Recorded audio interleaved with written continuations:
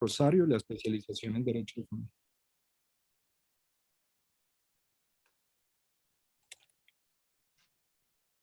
Muy bien, en 2 minutos, por favor, Nicole, nos manifiestas cuándo podemos iniciar. Buenas tardes, doctor. Ya estamos en vivo. Muy bien. Bueno, muy buenas tardes. Muchas gracias a todos y todas las que nos acompañan en este momento a través de nuestra red de Zoom, a través de los mecanismos de Facebook, nuestra red social, desde el Colegio de Abogados Rosaristas y la Facultad de Jurisprudencia de la Universidad del Rosario, la especialización en Derecho de Familia. Es un placer presentar a ustedes el día de hoy una nueva tertulia, esta vez referente a un tema muy de actualidad y sobre todo por la vigencia y lo que ha representado desde el punto de vista jurídico, no solamente para el derecho de familia, para el derecho civil en general. Y por supuesto, pues en esta oportunidad queremos hacer una referencia puntual a los aspectos relativos a la jurisprudencia que han emitido nuestras altas cortes para efectos de examinar el régimen de capacidad legal. Por supuesto, en este tema hay ya múltiples, hay algunos pronunciamientos, pero a propósito de la sentencia o de las sentencias que ha expedido tanto Corte Suprema de Justicia como la Corte Constitucional, que han sido de reciente expedición, pues es muy interesante ver cómo en ambas cortes se ha tratado puntualmente este tema y cómo el desarrollo legal desde la Ley 1996 que desarrolló este tema puntualmente, pues ha sido examinado también por la Corte Constitucional y cuál ha sido, por supuesto, el alcance que la Corte Constitucional le ha dado al tema. Para efectos de examinar puntualmente el tema, hemos invitado, por supuesto, a dos magistrados de las altas cortes, ambos vicepresidentes de las corporaciones en las cuales están, por supuesto, en este momento desarrollando su actividad judicial, tanto la doctora Cristina Pardo como al doctor Haroldo Quirós, la primera en la Corte Constitucional como su vicepresidente y el segundo, el doctor Haroldo Quirós, en la Corte Suprema de Justicia como su vicepresidente.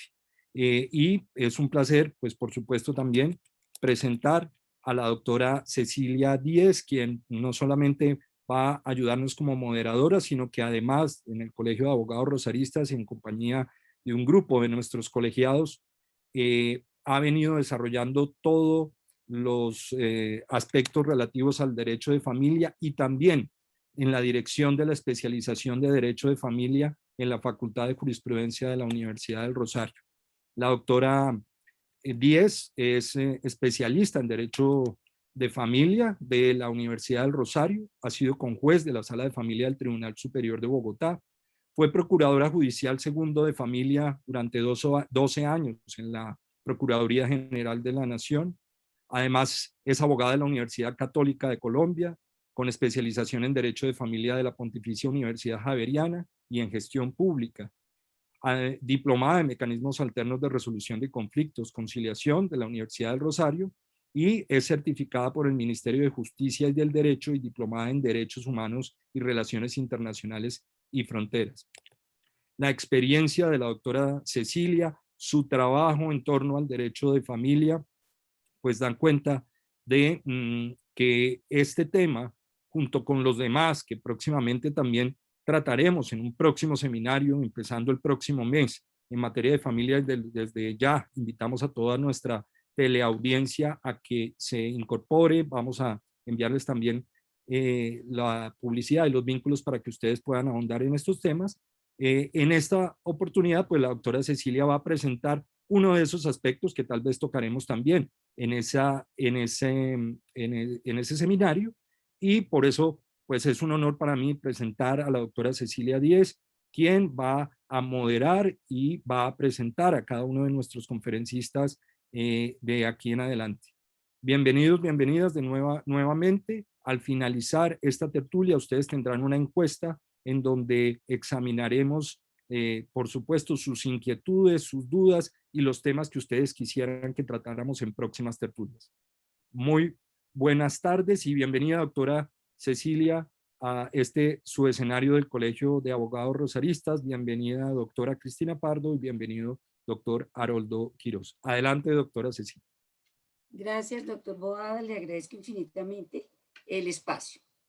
Buenas tardes para todos. En mi condición de directora de la especialización en Derecho de Familia de la Universidad y como integrante del Consejo Directivo del Colegio de Abogados Rosaristas, quiero en primer lugar extender un cordial saludo a los señores magistrados que hoy nos acompañan, a todas las personas que se encuentran vinculadas, no solamente desde Colombia, sino desde el exterior, especialmente de las personas que integran la redesfera latinoamericana, de diversidad psicosociales y de varias regiones como Perú, Brasil, Chile, México, Argentina y Guatemala.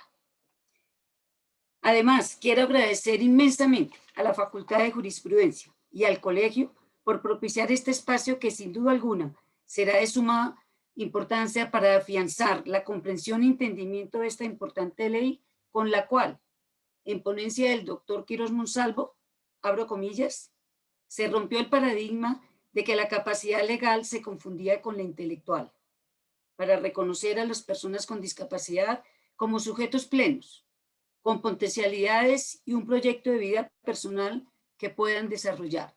Cierro comillas. El 26 de agosto del 2019 se promulgó la ley 1996, por medio de la cual se introdujo un cambio paradigmático en la concepción jurídica de las personas con discapacidad.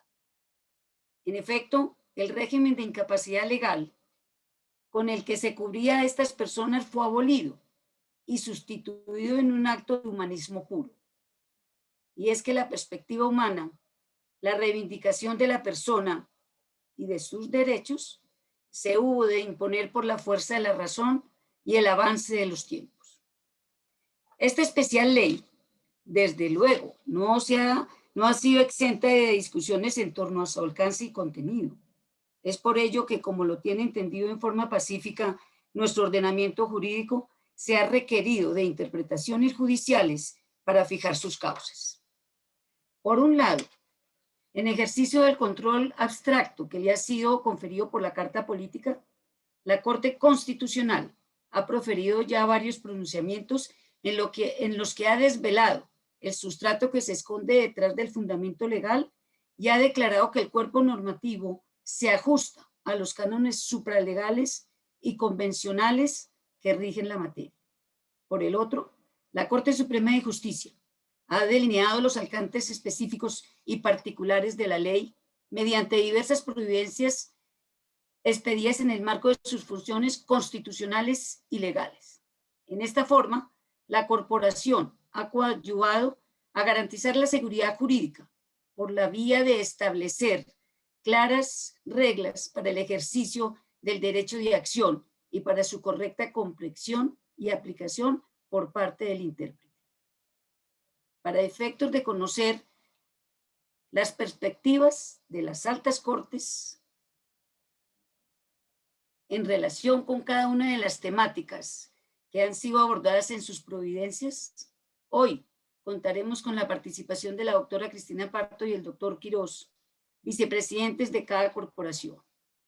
Pero tanto más es relevante su participación en esta tertulia si se tiene en cuenta que la doctora Pardo fue ponente de las dos primeras sentencias del Tribunal Constitucional por las cuales se declaró por los cargos estudiados que la ley 1996 de 2019 se ajusta a la Carta Política y a los convenios internacionales suscritos por Colombia.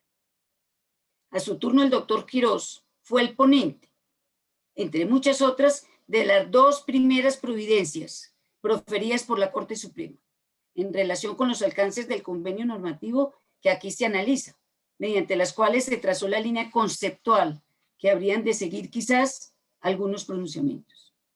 En todo caso, debo advertir, como se podrá apreciar con mucha más claridad a lo largo de la tertulia, que tanto la Corte Suprema como la Corte Constitucional han tenido una activa producción de pronunciamientos que no se agota con los atrás referidos que solo se citan a manera de insumo. Ese será el eje sobre el cual gravitará la discusión en la tarde de hoy. Bienvenidos todos Y quiero dirigirme especialmente a la doctora Cristina Pardo. Doctora, le expreso mi complacencia y le expreso igualmente la admiración que siempre le he profesado.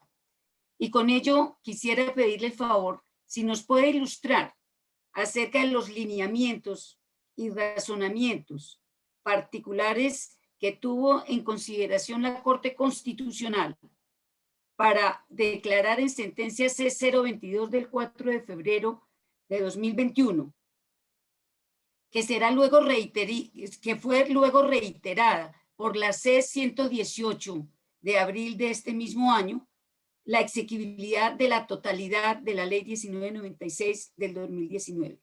Doctora, les cedo el uso de la palabra.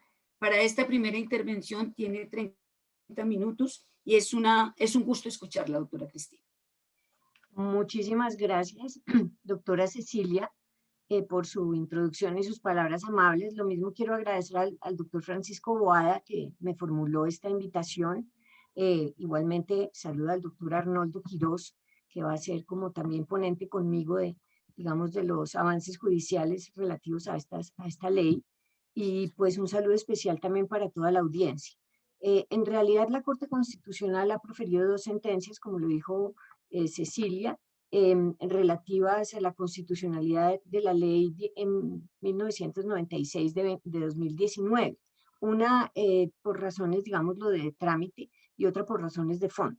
Yo voy a explicar primeramente la que tiene que ver con las razones de fondo, que resulta un poco más interesante para el auditorio, sin perjuicio que después también explique la otra, la relativa a los vicios supuestamente de trámite. La primera que voy a exponer es la sentencia C025 de este año, de 2021, en donde la Corte examinó 2 demandas acumuladas interpuestas en contra de algunos artículos de la ley 1996 del 19. Esta primera parte de la exposición puede ser un poco aburrida porque muestra, digamos, un examen técnico que hace la Corte antes de definir cuál es el objeto de lo que va a estudiar. Entonces voy a tratar de ser como muy concreta en esta parte y me perdonan las explicaciones técnicas. La primera de las demandas era interpuesta por el ciudadano Eider Esteban Manco Pineda y se dirigía contra algunas expresiones del inciso primero del artículo 6 de la ley. Este artículo es muy importante dentro del contexto de la ley porque contiene la presunción de la capacidad legal, no solo del goce, sino también de ejercicio de todas las personas mayores con discapacidad y agrega que todas ellas tienen idénticamente tal capacidad legal, independientemente de si usan o no usan apoyos para la realización de actos jurídicos. El ciudadano Manco Pineda demandó concretamente las expresiones independientemente y no apoyos, que son las palabras concretas de las cuales se deduce que la presunción de capacidad de ejercicio que trae la norma acusada se mantiene esa presunción sin consideración a si utilizan o no apoyos para celebrar los actos jurídicos. En la misma demanda del ciudadano Manco Pineda acusaba también el texto completo del artículo 53, que también es muy importante dentro del contexto de la ley, porque es el artículo relativo a la prohibición de la interdicción. Es el artículo que en lo sucesivo prohíbe la figura de la interdicción judicial de las personas en condición de discapacidad. Este ciudadano, Marco Pineda, sostenía que los apartes demandados del artículo 6 y del artículo 53 desconocían pues el artículo 13 de nuestra Constitución Política, que como todos ustedes lo saben es el relativo al derecho a la igualdad. Sostuvo que las partes que acusaba del artículo 6 permitían que personas que están en situación de discapacidad absoluta puedan realizar actos jurídicos independientemente de los apoyos que tuvieran o de las personas que contribuyeran a ayudarles, y que esto los dejaba en una situación de extrema vulnerabilidad. En el mismo sentido señalaba que el artículo 53 era violatorio también de las personas en condición de discapacidad porque derogaba y prohibía esa institución de interdicción que para él era una institución que protegía a estas personas, porque en realidad según sus palabras, la interdicción era en realidad una acción afirmativa que tenía por objeto proteger a este tipo de personas. El ciudadano agregaba que las normas contrariaban también el artículo 12 de la Convención sobre los Derechos de las Personas con Discapacidad, pues si estas personas no contaban con ningún apoyo para tomar decisiones, pues se podían vulnerar sus derechos fundamentales. Y adujo que la misma norma, este artículo 12 de este tratado internacional, preveía que las personas con discapacidad podrían necesitar apoyos para la toma de decisiones y que en cambio las normas demandadas lo que permitían era eliminar estos apoyos. Después, en unos escritos adicionales a la demanda, el ciudadano Marco Pineda, pues, digamos, manifestó que en realidad las normas acusadas no tenían que declararse inexequibles en relación con todas las personas en condición de discapacidad, sino solo en relación con algunas, porque había una serie de ellas, o este tipo de personas en condición de discapacidad, que sí dimensionaban las repercusiones jurídicas y económicas de sus actos y que por lo tanto, pues, que podían actuar autónomamente sin apoyo. Se refirió también en este escrito a la gradación que existe, digamos, por parte de alguna literatura científica relativa a la discapacidad, es decir, a la gradación de los niveles de discapacidad cognitiva que pueden sufrir ciertas personas en condición de discapacidad. Esa segunda intervención, pues a mí me parece importante porque muestra una cuestión que es obvia y que está a la base de toda, digamos, la regulación que contiene la ley, y es el hecho de reconocer que la discapacidad cognitiva o la discapacidad en general admite grados y que no todas son iguales y que por lo tanto no se pueden establecer un único tipo de medidas para atender a esta situación. Eso en cuanto a la primera demanda, la del ciudadano Manco Pineda. La segunda demanda era interpuesta por estudiantes del programa de Derecho de la Facultad de Ciencias Jurídicas de la Universidad de Manizales. Inicialmente fue dirigida contra toda la ley, pero en el proceso de admisión de la demanda, ustedes saben que la Corte tiene cierto nivel de exigencia en la formulación de las demandas, y en todo este proceso de admisión, pues la demanda se circunscribió a algunos artículos concretos, los artículos 6, 8 y 19 de la ley, y ya entonces no se dirigía en contra de toda ella. Ellos sostenían que estas normas desconocían lo dispuesto también en el artículo 13, o sea, el artículo relativo a la igualdad, y el artículo 47 de nuestra Constitución Política, que dispone pues que las personas en condición de discapacidad merecen igualmente medidas especiales para atender su situación. Inicialmente la demanda fue admitida, como dije, contra esos artículos 6, 8 y 19, pero luego, después de las intervenciones y de que el Procurador General en la intervención pusiera en duda la aptitud de la demanda, la Sala Plena consideró en la sentencia que los cargos contra los artículos 8 y 19 no eran aptos. Básicamente estimó que la demanda no consideraba, digamos, la interpretación de otros artículos o de algunas frases que estaban inmediatamente enseguida de las expresiones acusadas. Es decir, la Corte consideró que la demanda no era cierta porque no hacía un examen contextual de las partes acusadas.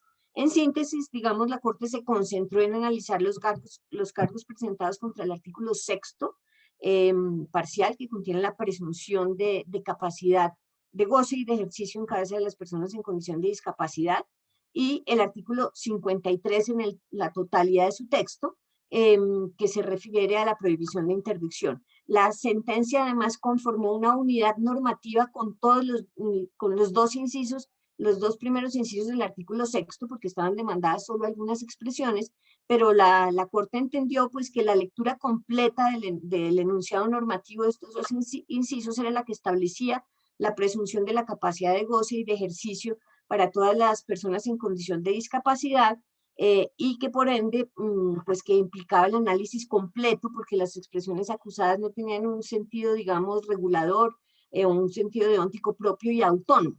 Entonces, decidió hacer la unidad normativa y estudiar completamente los dos primeros incisos del artículo 6.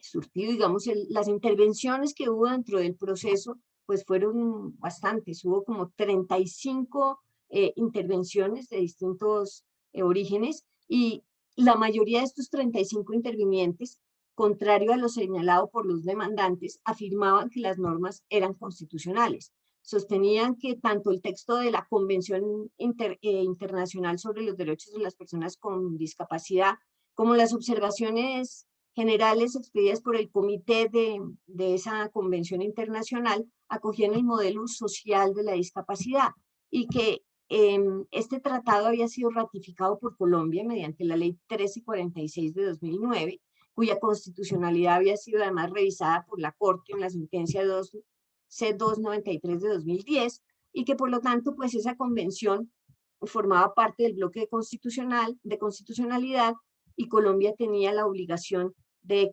cumplir las prescripciones de ese tratado. También señalaron concretamente que el artículo 12 de la Convención de las Personas con Discapacidad reconoce la personalidad jurídica a todas ellas y establece pues la obligación de los estados de garantizar el ejercicio de este derecho a la capacidad de ejercicio y las salvaguardias para impedir los abusos de este tipo de personas. Y también se refirieron en estas intervenciones, muchísimas de ellas, a la observación general número 1 del Comité de la Convención, que desarrollaba el contenido de estas obligaciones de los estados que suscriben partes y que advertía que la interdicción judicial u otras medidas similares eran un régimen basado en la sustitución y el despojo de la posibilidad de tomar autónomamente decisiones por parte de las personas en condición de discapacidad. Entonces, la mayoría de los intervinientes consideraron que la ley 1996 era constituía el cumplimiento de las obligaciones internacionales de Colombia respecto de esta convención, concretamente del artículo 12.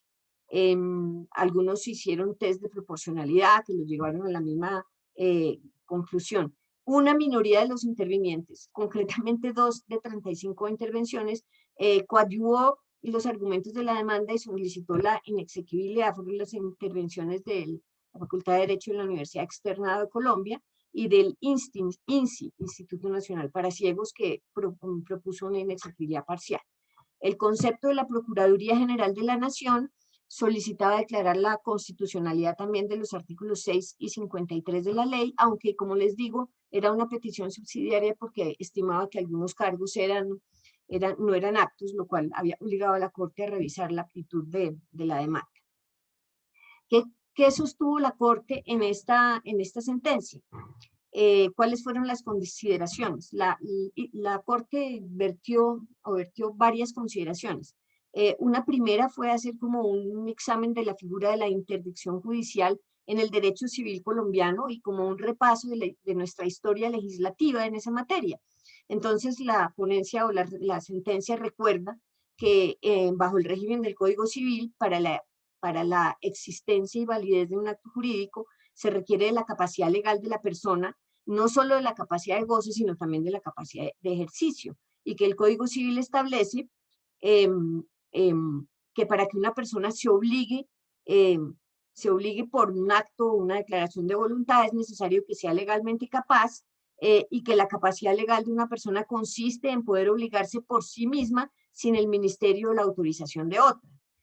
Luego menciona, esto es la cita textual del artículo 1502 del Código Civil. El artículo 1503, inmediatamente siguiente, reconoce que toda persona es legalmente capaz, excepto aquellas a quienes la ley declara incapaces. La sentencia también recuerda que antes de la ley 1996 del 2019, el artículo 1504 del Código Civil establecía que eran absolutamente incapaces las personas con discapacidad mental y los sordomudos que no podían darse a entender, esto eran incapacidades absolutas, y que asimismo eran incapaces relativos los disipadores que se hallaren bajo interdicción, y sin embargo, estas incapacidades que acabo de mencionar fueron pues derogadas por la ley 1996 de 2019.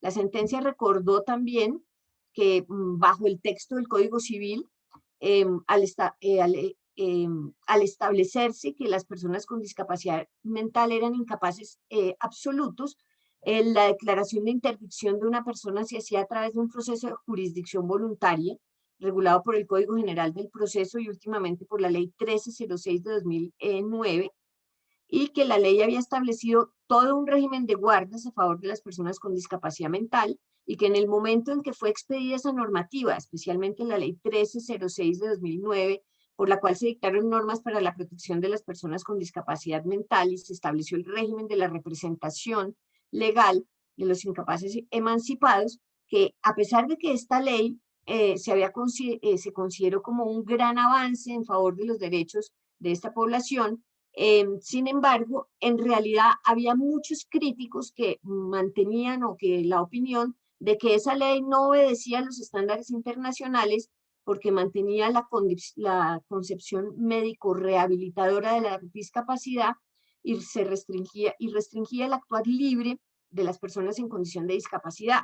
Lo anterior porque se mantenía el sistema de guardas y que se había concentrado como en proteger a las personas con discapacidad absoluta y relativa, que la interdicción se mantenía y era comprendida como una medida de restablecimiento de derechos a favor de las personas con discapacidad mental, pero que para el ejercicio de los negocios las personas con discapacidad mental absoluta no podían manifestar de ninguna manera su voluntad ni expresarse por sí mismo para obligarse. Entonces, había muchos críticos que consideraban que a pesar de los avances de esta ley, la misma no respondía pues, a los estándares de la Convención de los Derechos de las Personas en Condición de Discapacidad. Sí se reconocían avances, porque por ejemplo se había reconocido el derecho al trabajo de las personas en condición de discapacidad y conforme al artículo 50 se les reconocía también una capacidad de ejercicio en asuntos de familia. Esta ley establecía también una obligación de revisar la situación de interdicción, por lo menos una vez al año, y también se establecía la posibilidad de que la misma persona interdicta solicitara al juez su rehabilitación y revisar la medida de interdicción. Entonces, pues se le reconocían avances, pero a pesar de esta ley modificatoria pues, del Código Civil, todavía muchos críticos no la consideraban como apta. En el mismo año 2009, hay que recordarlo, en el que se expidió esa ley, la ley 1306, el Congreso había aprobado la ley 1346, que justamente aprobó la Convención de las Naciones Unidas para los Derechos de las Personas con Discapacidad, en la cual en el artículo 12 se establece que estas personas tienen derecho a una capacidad jurídica en igualdad de condiciones con todas las demás personas.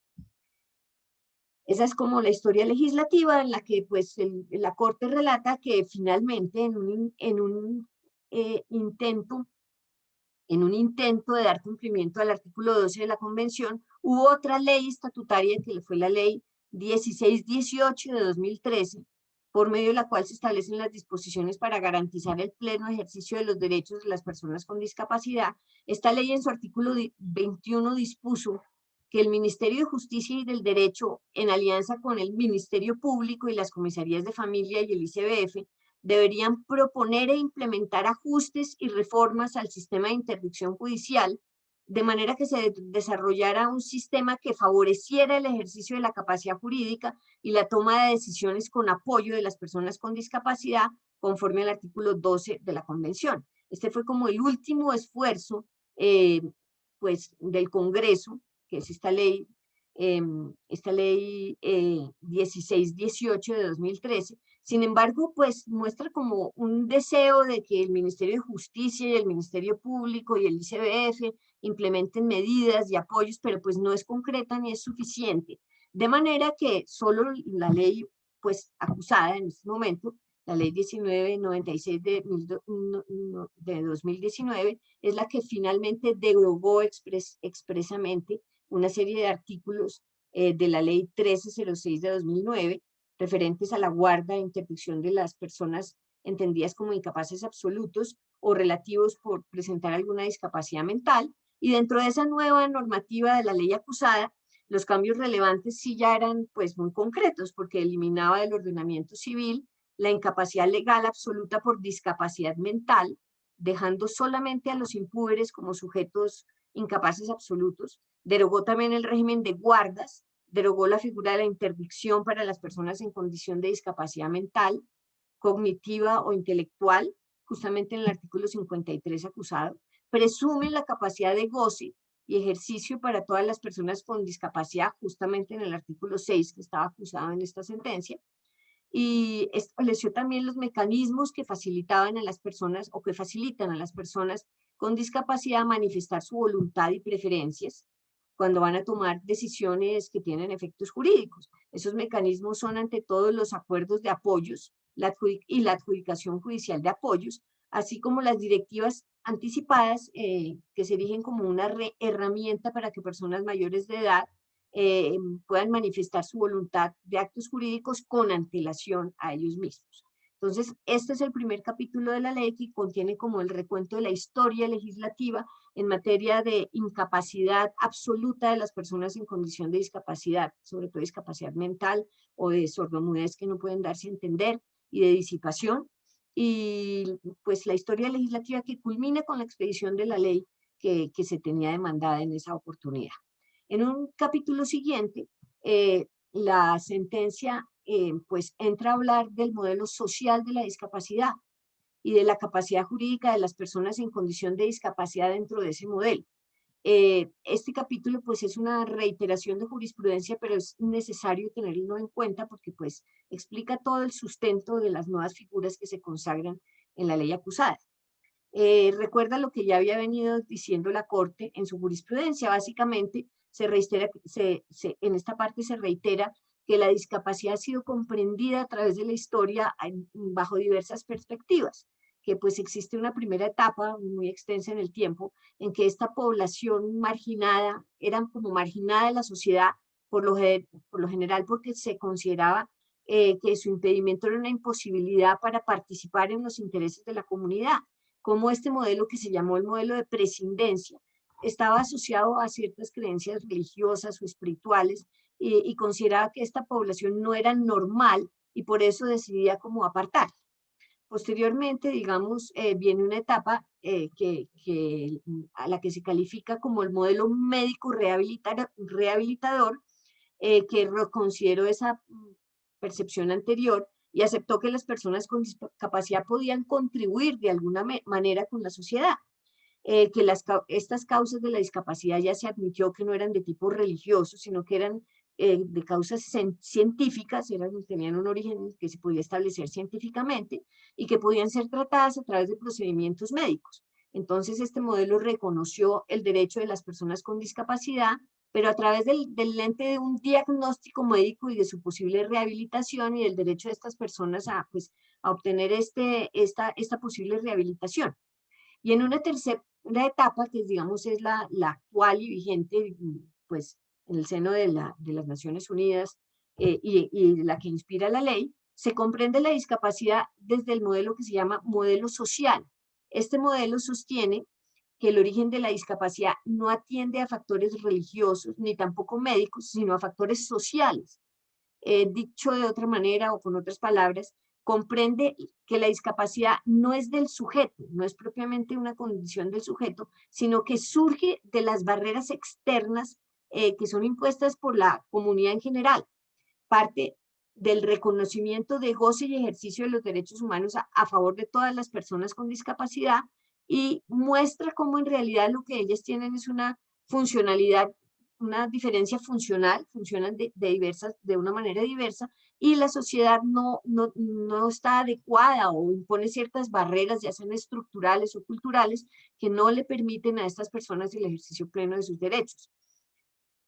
Los principios esenciales de este modelo social de la discapacidad son la dignidad humana, la igualdad, la inclusión, la necesidad de accesibilidad universal a las personas en condición de discapacidad, el reconocimiento de la autonomía y de la independencia, entre otros principios.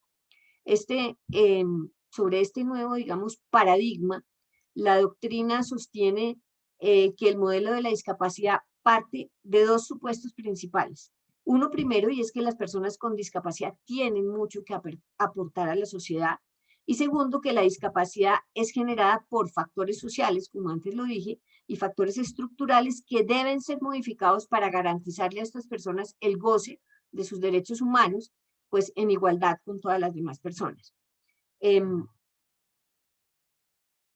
Desde esta perspectiva del modelo, desde la perspectiva del modelo médico rehabilitador, los sistemas normativos contemplaban figuras como la curaduría, como la tutoría o como la interdicción, que era como se llamaba entre nosotros, para que las personas con discapacidad tomaran decisiones a través de terceros nombrados por el juez. Este paradigma se abandona en el modelo social de la discapacidad, que es el que adopta tanto la ley acusada como, antes que ella, la Convención sobre los Derechos de las Personas con Discapacidad.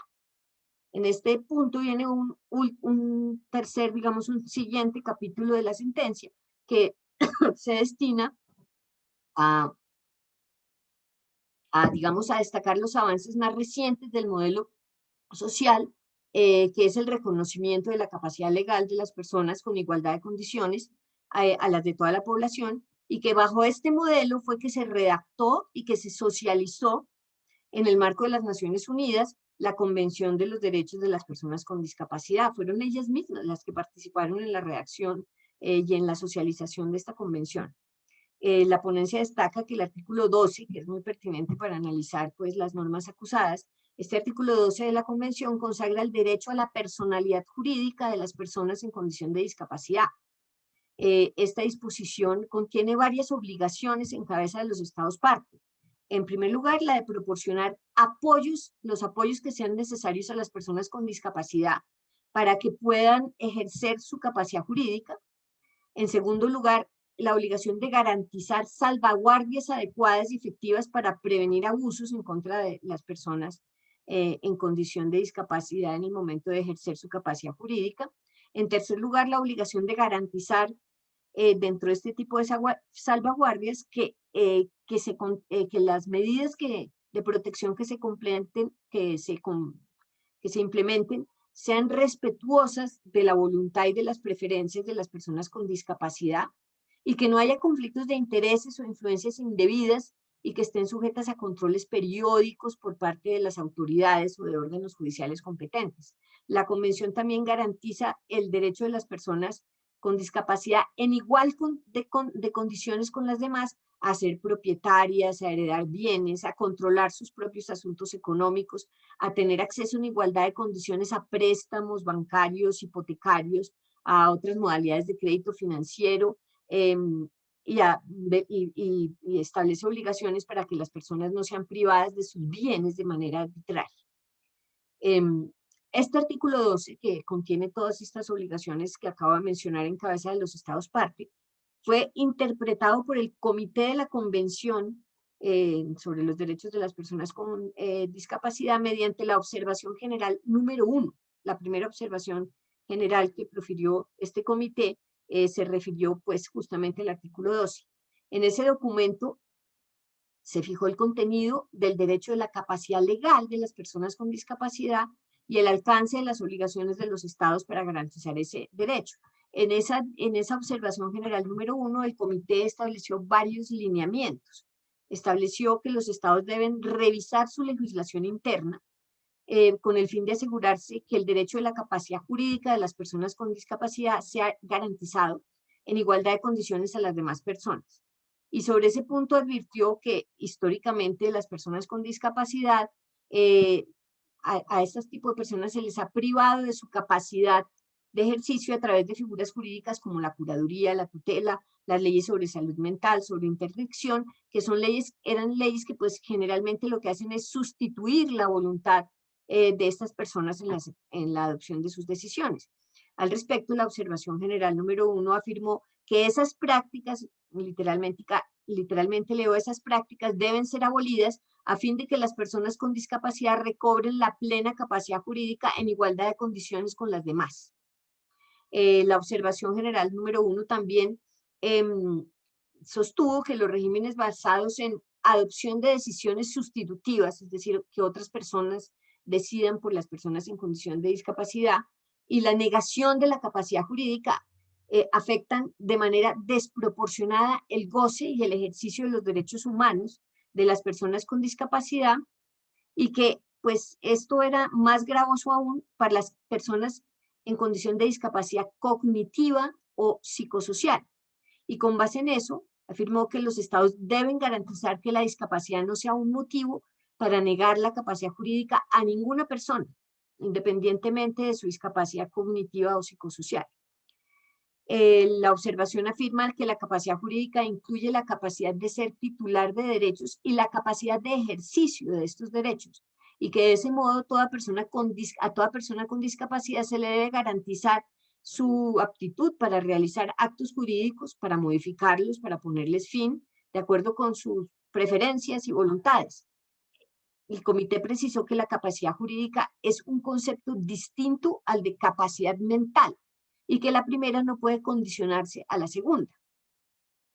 También afirma en la observación general número 1 que no se puede privar a una persona de su capacidad jurídica por el solo hecho de que se considera que no tiene una aptitud suficiente para tomar decisiones, bien sea por un diagnóstico médico o por las consecuencias de la actuación que ella pueda desempeñar o porque se considere que tiene un entendimiento deficiente. También en otro punto afirma que para el ejercicio de la capacidad jurídica en el modelo social se reconoce que debe haber un sistema de decisiones con apoyos. La palabra apoyo es un término que en el contexto de la convención hace referencia a la asistencia que necesita la persona con discapacidad para tomar decisiones.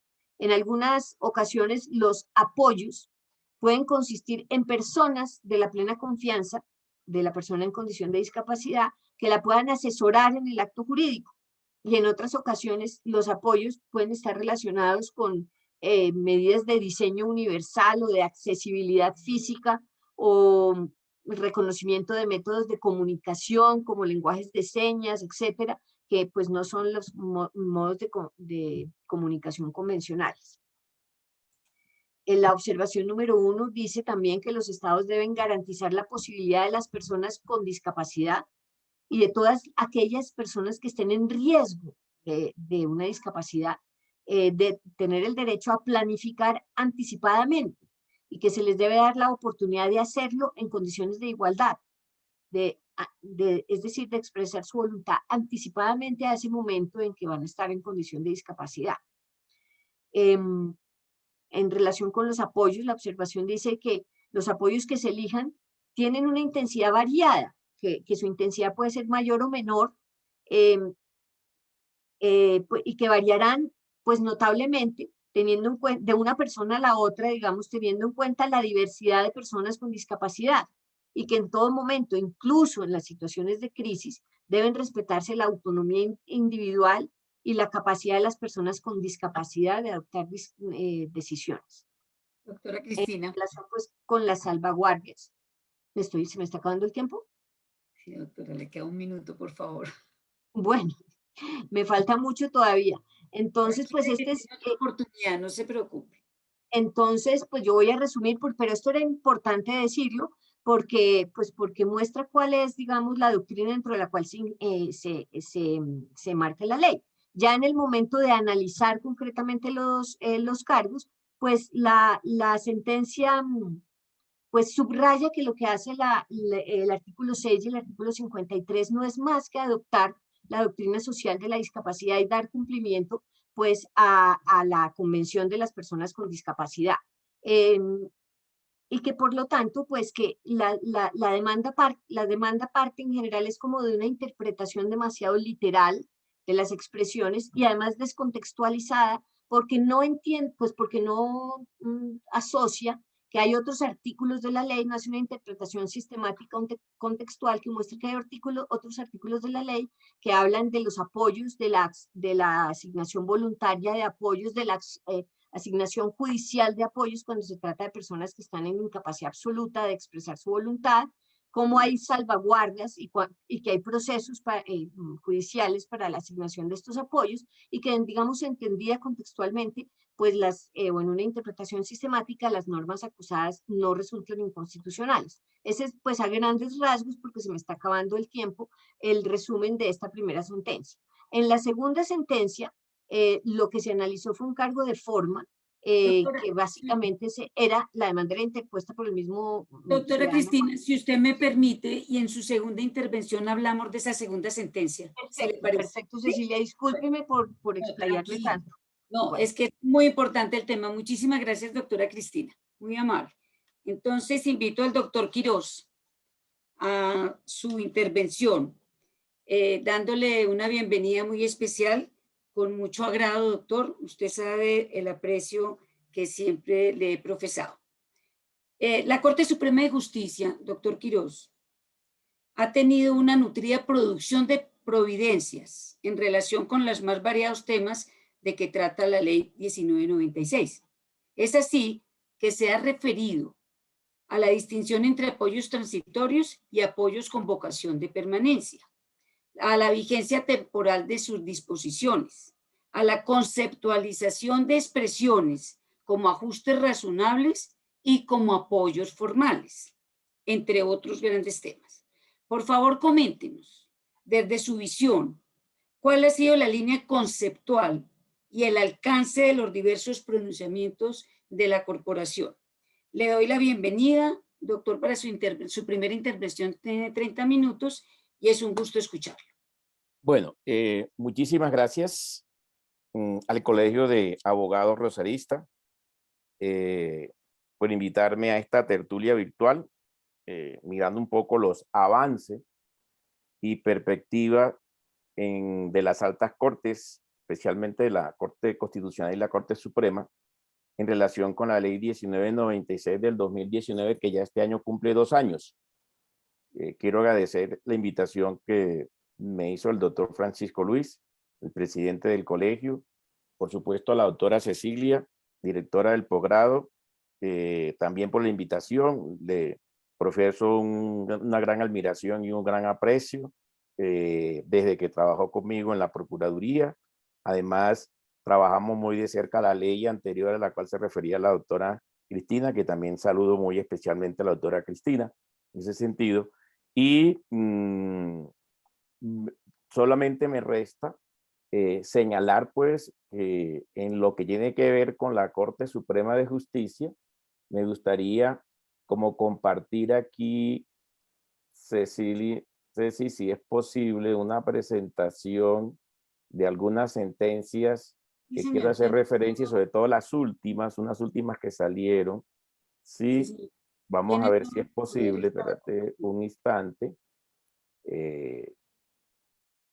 Me ha tocado desaprender para volver a aprender, te cuento. Mis hijos son mis profesores en todo este tema de la virtualidad, a cual les agradezco muchísimo. ¿Ahí se ve mejor? ¿Sí? Se ve perfecto, sí señor, muy amable. Listo, bueno, muy bien. Vamos a quitar esto de aquí. Listo. Y vamos a quitar esto de acá. Yo quisiera previamente señalar lo siguiente, porque me estás preguntando cómo ha sido el desarrollo que ha tenido la Corte en relación pues con esta ley 1996. La Corte Suprema de Justicia lo que ha venido haciendo ha sido un proceso pedagógico y creo que ha cumplido un papel importante en el sentido de que la ley sí que quedó en unas vigencias diferidas para unos procesos que fueron los procesos de capacitación para los jueces, para los notarios, para los conciliadores e inclusive abogados en la aplicación de la ley, que duró más o menos 1 año, y posteriormente los 2 años para hacer los procesos de revisión que le corresponden hacer a todos los jueces. Y doctor por supuesto, Quiroz, perdóneme la interrupción, se le perdió la presentación. No, tranquila, aquí está. Bueno. Ahí está. Pero no se está proyectando en la pantalla, doctor. Sí, sí, tranquila, no te preocupes. Es que lo que pasa es que aquí las saqué para poder hacer la siguiente explicación. Perfecto. Entonces, gracias. Tranquila. Estaba entonces en este tema y además por los lineamientos, pues se hizo necesario arrancar un proceso pedagógico que consistió primero, una vez expedida la ley, la Corte Suprema de Justicia, a través de su programa Diálogo, pues hizo 3 programas, uno dirigido a explicar un poco los contenidos de la ley, un segundo programa centrado en la parte sustancial de la ley y un tercer programa dedicado a la parte procedimental de la ley. En ese sentido, lo que conllevaba era iniciar ese proceso de formación hacia los jueces y hacia los usuarios a fin de evitar posiblemente hacia el futuro una congestión de tutela en la aplicación de la ley.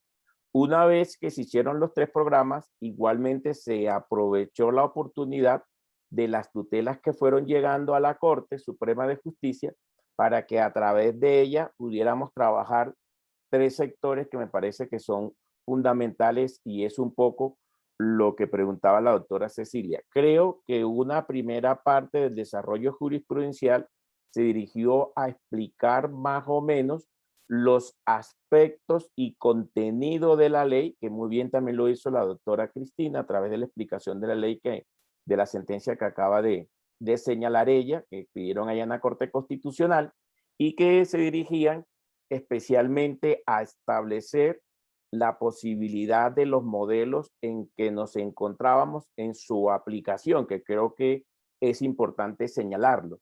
Y dentro de esos modelos, de los cuales también ya se hicieron referencia, que está el modelo de la presidencia, está el modelo de rehabilitador y está el modelo social, establecer que estábamos ubicados en el modelo social, que era el modelo ubicado en todo lo que tenía que ver con los derechos humanos. En ese orden de ideas, también se fue estableciendo un segundo sector del desarrollo jurisprudencial que ya tenía que ver con el proceso de aplicación de la ley, teniendo en cuenta que la ley suspendió todos los procesos que estaban en trámite y además prohibió no presentar nuevos procesos, salvo excepcionalmente algunas circunstancias especiales que la misma ley traía. Y, por supuesto, también iba desarrollando la posibilidad de qué podían hacer los jueces cuando se solicitaba entonces la posibilidad de apoyos. Y en relación con ello, pues se fue haciendo una explicación en qué consistían esos apoyos con el objeto de poder establecer, en primer lugar, más o menos lo siguiente. Un concepto de qué es, en qué consiste la discapacidad, para poder entender que la discapacidad nada tenía que referirse a un tema de trastorno mental, que nada tenía que referirse a un tema de paciente, sino que tenía que referirse a un tema referido a que estábamos frente a un sujeto de derechos. Y en ese sentido se fue trabajando entonces la posibilidad de ir estableciendo como un concepto de que cuando hablamos de una discapacidad, estábamos hablando de una situación de una persona natural que requería apoyo para complementar el ejercicio pleno de su capacidad para tomar decisiones en el disfrute y el ejercicio de sus derechos subjetivos y de tipo personal y familiar y patrimonial. Creo que eso ayudó un poco también para poder definir qué eran los apoyos y a su vez definir quién eran los sujetos de apoyo en ese sentido. Entonces, fuimos más o menos desarrollando esa parte jurisprudencial. Yo quisiera aquí destacar algunas sentencias muy rápidamente que tienen que ver con ello y que me permiten a mí trabajarlas aquí muy rápidamente. Tenemos una primera sentencia que ya es la 11.864 del 2019, que tenía que ver un poco con el proceso de adjudicación de apoyo. Este caso se trató un poco, vamos a colocarla aquí para poder establecer. Este fue un caso en el cual el promotor de este amparo constitucional solicitó la suspensión de la audiencia de reconstrucción de expediente en un juicio ejecutivo que se surte en contra de su padre, quien padece una enfermedad de Alzheimer. ¿Sí? Tal solicitud fue negada porque él no estaba legitimado para intervenir en el proceso. Esto un poco más o menos los hechos que quiero contar aquí muy rápidamente. Las consideraciones que se tuvo entonces para esta primera fue que se negó el amparo porque en defensa de los intereses del padre relacionante existían otros mecanismos que no han sido utilizados. Y lo segundo, debe primero promoverse el proceso de adjudicación judicial de apoyo transitorio, de que trata pues el artículo 54 de la ley 1996 del 2019. Esa vía garantiza a supuesta persona que está en discapacidad el ejercicio pleno de sus derechos pues a través de su apoyo complementario ejerce plenamente sus derechos y deberes y la discapacidad no lo exonera de ser sujeto de derecho. Creo que allí arrancamos en ese proceso pedagógico. Luego viene una segunda sentencia, creo que esta la vamos a tratar más adelante. Sí, esta se trató de una persona que se había iniciado un proceso de interdicción previo a la ley. En ese proceso de interdicción le habían colocado al padre como guardador. Sí, él venía en una sola disputa y conflicto con su papá, puso en conocimiento que no estaba ejerciendo bien la guarda. El juez ya cuando conoce el proceso, sí ya entra en vigencia esta ley.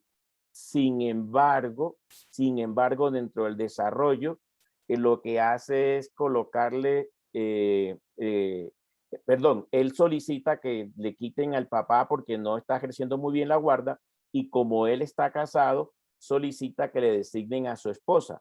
Y en esa solicitud, el juez atiende esa solicitud y por supuesto nombran a la esposa, pero el padre y una sobrina sí estaban no conforme con esa designación, es apelada y en el tribunal le revocan esa designación a la esposa y le dejan entonces a la sobrina. Él entonces y su esposa interponen la tutela llega en conocimiento nuestro y por supuesto, que es un poco la referencia con la cual arrancamos, entonces se señala de que él sí puede hacer la solicitud correspondiente porque no debe ser tratado como un paciente, sino como un sujeto de derecho y a partir de allí el reconocimiento de las personas con discapacidad como sujeto de derecho. Tenemos entonces, la vamos a desarrollar más adelante, voy muy rápidamente, con el objeto también de poder cumplir el tiempo y por lo menos destacar algunas que me parece que son de suma importancia. Sí, viene la siguiente. Esta es 2020, es la 00006. Esto es un proceso de interdicción. Se designó al sobrino de una mujer con una enfermedad de Parkinson como curador. Sí, 6 meses después, el auto que ordenó esa medida, otro sobrino llevó a la tía a una notaría y le ha hecho suscribir una escritura pública para él quedar como administrador de la parte de los bienes. La persona que ya se había designado, pues por supuesto pone en conocimiento esa situación. La tía es citada en el proceso y solicita que le dejen al primer sobrino como la persona que debe acompañarla en la toma de esas decisiones. Me parece que allí también más o menos desarrollamos esa parte. Aquí hay otra, no, vamos a ir más adelante. Vamos a trabajar otra, esta me parece que son importantes, doctora Cecilia, por lo siguiente. Doctora Cecilia. Señor, aquí estoy. Me parece que son importantes por lo siguiente, porque ya es una solicitud de rehabilitación. Y tú sabes que el proceso de rehabilitación está vigente por la ley, porque lo dejó en el Código General del Proceso. Entonces, esta es una en el cual se solicitó la rehabilitación. Lo que hace el juez previa a esta solicitud es ordenarle a medicina legal para que determine si la persona está así o no rehabilitada. ¿Sí? En el desarrollo de esto, pues entra la ley en vigencia, ¿sí? Y por supuesto, en segunda instancia, ordenan nuevamente el examen a medicina legal. Se presenta un conflicto porque no hay la forma de practicar el examen y nos llega la tutela. Aprovechamos la coyuntura de la tutela para manifestar entonces que en este caso de la rehabilitación no era necesario hacer la citación a medicina legal, sino lo que había que citar era a la persona para que a través de ello el juez la pueda escuchar y tome la determinación, porque casi es un adelanto al proceso de revisión que tienen que hacer los jueces a partir del 27 de agosto de este año. Entonces allí se ordenó al juez que tomara la medida entonces de citar a la persona con el fin de escucharla y a partir de allí entonces la persona pueda tomar su determinación de que aquí no es necesario solicitar la prueba a medicina legal. Me parece que es importante por eso. Y tenemos una última, esta, que me parece que también es importante. También llegó casi en las mismas condiciones. Esta es la STC 4274 del 2021. Aquí, ¿qué fue lo que pasó? Esto me parece que también es importante tenerla presente, porque esta duramos como 2 salas discutiéndola, 3 salas. Resulta que el 22 de julio del 2016 se dictó una sentencia que declaró la interdicción de una mujer por discapacidad mental absoluta, designándole como curador a su hermana. Mediante agente oficioso, su medio hermano presenta ante el despacho de conocimiento solicitud de rehabilitación, pues su hermana es una persona plenamente capaz y que su curadora la ha despojado del acceso a recursos que le pertenecen a ella, así como que le impide el desarrollo de su libre personalidad y locomoción, pues no le permite salir de casa cuando ésta lo hace es objeto de insultos y maltrato. Ustedes saben que esto se da muchísimo en estas relaciones de las personas con discapacidad. En el 2018, el juzgado accionado ordenó realizar un examen, otra vez, de psiquiatría a la interdicta a través del grupo de psiquiatría y psicología forense del Instituto Nacional de Medicina Legal. Agotada la etapa probatoria, negó la solicitud, decisión que fue recurrida. Como la decisión fue recurrida, en sede de apelación se ordenó un nuevo dictamen a través de la Universidad Nacional, pero al no tener el solicitante oficioso capacidad económica para cubrir los gastos de esa experticia, el tribunal prescindió de tal prueba y confirmó la decisión proferida que hizo el juez de primera instancia. Tal determinación la adoptó esa cogilatura con fundamento en el dictamen practicado por medicina legal y los testimonios de la curadora y el agente oficioso de la interdicta, excluyendo la valoración probatoria, sin fundamento alguno, las manifestaciones verbales que la agenciada hizo en el proceso, las cuales dan cuenta de su sentir. En ese caso, sí, las consideraciones entonces que tuvimos en cuenta fue, primero, que el artículo 56 de la norma en mención dictaminó que la sentencia de interdicción ejecutoriada no desaparece del ordenamiento jurídico, que es lo que venimos diciendo. ¿Por qué? Porque es objeto de una revisión a partir del 27 de agosto de este año. Por el contrario, prescribió que mantendrá sus efectos hasta la ejecutoria del fallo de revisión, de la interdicción o de la inhabilitación, cuya emisión deberá tener lugar a partir del 27 de agosto, como se lo manifesté. El hecho de que se haya concedido un plazo para el agotamiento de tal proceso no supone que los jueces no reparen en la totalidad de la normatividad, en especial los principios que ella consagra, ¿sí? E incluso en los tratamientos que se rigen aún por la ley 1306 de UNED, los jueces no pueden desconocer que el modelo socializador, ojo, el modelo en el cual estamos, prohíbe tratar a las personas mayores en condiciones de discapacidad como pacientes, sino que estos deben ser reconocidos como verdaderos ciudadanos y sujetos de derecho, que requieren no que se les sustituya o anulen en la toma de sus decisiones, sino que se le apoye para ello, dando prelación a su autodeterminación, dejando de lado el obstáculo señalado con antelación que, partiendo de apreciaciones de su capacidad mental, le restringen el uso de su capacidad legal previa.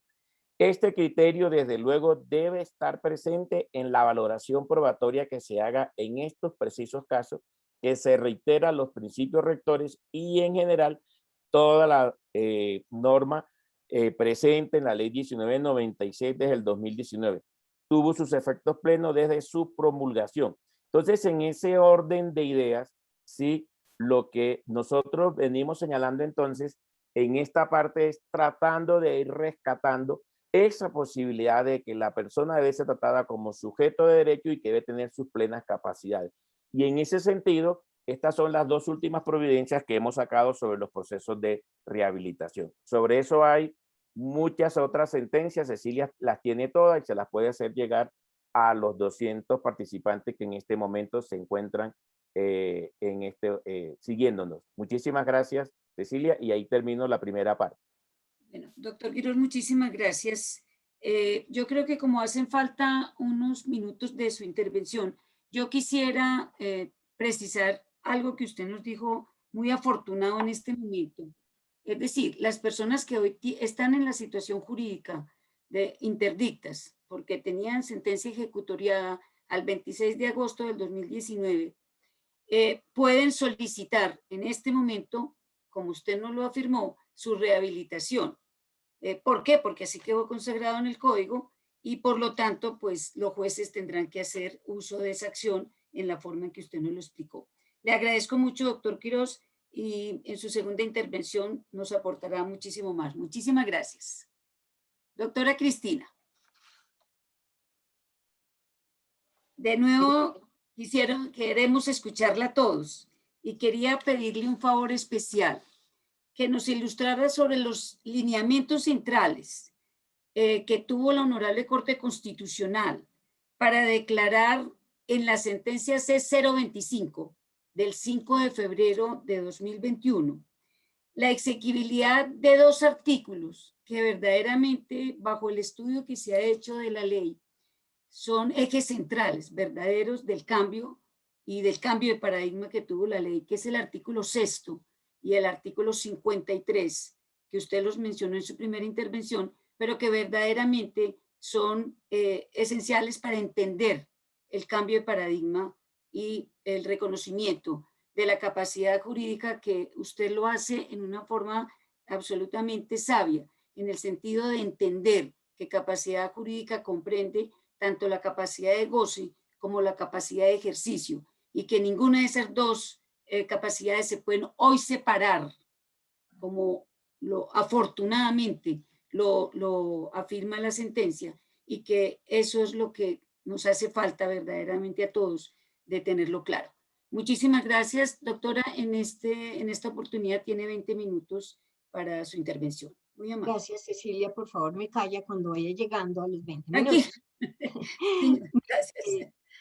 Pues sí, yo digamos que en mi intervención inicial traté de explicar la sentencia digamos, en todas las consideraciones que se hicieron antes de llegar al análisis concreto de los artículos 6 y 53. Recordemos que el artículo 6º establece la presunción general de capacidad legal, no solo de goce, sino de ejercicio de todas las personas en condición de discapacidad, incluyendo las discapacidades cognitivas. Y que el artículo 53 prohíbe la figura de la interdicción. Ya con fundamento en toda la doctrina de la concepción social, de lo que dice la Convención de la Observación General número 1 relativa al artículo 12, entonces con fundamento en todo eso, la sentencia entra entonces a analizar esos dos artículos, el 6 y el 53. Y para hacer un análisis de esas normas, pues entra a hacer una interpretación sistemática de la ley y a observar cuáles otras normas están también en esta ley. Y entonces repara en que en la ley se establecen dos tipos de mecanismos para el ejercicio de la capacidad legal, o sea, para la capacidad de ejercicio, y que estas formas o estos mecanismos están contenidos en el artículo 9 relativo a los apoyos formales que deben tenerse en cuenta para que cada persona pueda ejercer su capacidad legal. Me parece a mí que lo que hace la ley es tener en cuenta que no todas las discapacidades son iguales, que hay diferencias de grado muy importantes, que hay discapacidades cognitivas leves, medianas, graves, etcétera, y que no puede, y que la idea no es que todas caigan bajo la figura de la interdicción que prohíbe completamente la capacidad de ejercicio autónomo, sino que establece unas medidas que permiten adecuarse, digámoslo así, a esta diversidad de grados de discapacidad, sobre todo cognitiva. Entonces, por eso el artículo 9 establece, digamos, varios tipos de apoyos formales, teniendo en cuenta las necesidades específicas de cada persona. Entonces, hay varias maneras de lograr esos apoyos. Uno es a través de la celebración de un acuerdo de apoyos regulado en la ley, que se hace entre la persona titular del acto jurídico, la persona en condición de discapacidad titular del acto jurídico, y las personas naturales mayores de edad o personas jurídicas que le van a prestar el apoyo para la celebración del mismo. Esto puede ser, por ejemplo, una escritura pública, o se puede hacer a través de centros de conciliación, en donde la persona, pues en esa escritura pública, la persona manifiesta su deseo de que otra persona sea su apoyo para un acto concreto que va a desarrollar. Pero en otros casos la ley prevé que puede haber apoyos que tienen que ser más intensos, y entonces para eso se acude a un proceso de jurisdicción voluntaria en donde la misma persona discapacitada solicita voluntariamente que el juez le asigne unos apoyos, cosa que también puede hacerse a través de los centros de conciliación. Sin embargo, pues hay casos en que no es posible ninguna de estas figuras porque no hay manera de entender la voluntad, ni se logra, la persona no logra expresar su voluntad de conceder apoyos. Entonces, para eso la ley prevé otro mecanismo que es la adjudicación judicial de apoyos, pero ya no en un proceso de jurisdicción voluntaria, sino en un proceso verbal sumario en que una tercera persona pues solicita la adjudicación de apoyos. En ese proceso verbal sumario hay una etapa en que hay una valoración de los apoyos que necesita la persona. También hay un acercamiento personal entre la persona a la que se le van a adjudicar los apoyos y el notario. Y pues de esta manera se valora que la persona realmente necesita unos apoyos concretos para llevar a cabo sus actos jurídicos. Esta, digamos, asignación judicial de apoyos a través del proceso verbal sumario podría parecerse un poquito a la figura de la interdicción, pero no lo es del todo. La Corte aclara muy bien que de acuerdo con la filosofía de la ley y de la convención, estos apoyos que van a contribuir a establecer cuál es la voluntad de la persona no vienen a sustituirla, a sustituir su voluntad, que tienen una obligación de tratar de indagar cuál sería la voluntad de esa persona que no puede expresar su consentimiento ni expresar su voluntad. Entonces, a través de su historia familiar, de sus preferencias, de sus afectos, la persona que sirve de apoyo tiene la obligación de tratar de entender cuál es la voluntad de esa persona y manifestarla de esa manera, pero no a partir de lo que serían sus preferencias, sino las preferencias de esa otra persona. Entonces, estas son las formas en que se asignan estas ayudas y esta es la filosofía de la ley. De alguna manera, la ley reconoce que todas las personas, incluidas las que no tienen ninguna discapacidad mental, pues todas tenemos mayor o menor capacidad de entender nuestros actos y que todas de alguna manera necesitamos pues apoyos. Tal vez, no sé, los abogados necesitemos menos porque hemos estudiado derecho, pero en general todas las personas que no son discapaces cognitivamente también solicitan apoyo y consejo. E igual les sucede a las personas en condición de discapacidad, necesitarán apoyos más concretos, más formales, establecidos de una manera formal como una escritura pública, un proceso de jurisdicción voluntaria o un proceso verbal sumario instaurado por una tercera persona, pero en ninguno de esos casos se trata de sustituir a la voluntad de la persona, sino de tratar de establecer cuáles son sus preferencias, inclusive si sus preferencias no son las mejores desde el punto de vista económico, y por eso en alguna parte la ley dice que incluso las personas en condición de discapacidad, como cualquier otra persona, tienen cierto derecho a equivocarse, porque la ley incluso lo dice. Entonces, pues esta es la filosofía de la ley, y de acuerdo con esa filosofía y esa interpretación de contexto, esa interpretación sistemática que analiza cuál es la manera en que se adjudican los apoyos, la Sala Plena considera pues que la presunción de capacidad legal de las personas establecida en el artículo 6º y que la prohibición de interdicción pues son medidas que contribuyen a ser respetuosos con la dignidad humana de las personas en condición de discapacidad, a rescatar su autonomía, a lograr que la igualdad sea real y efectiva en el ejercicio de los derechos fundamentales para cada persona de conformidad con su situación particular.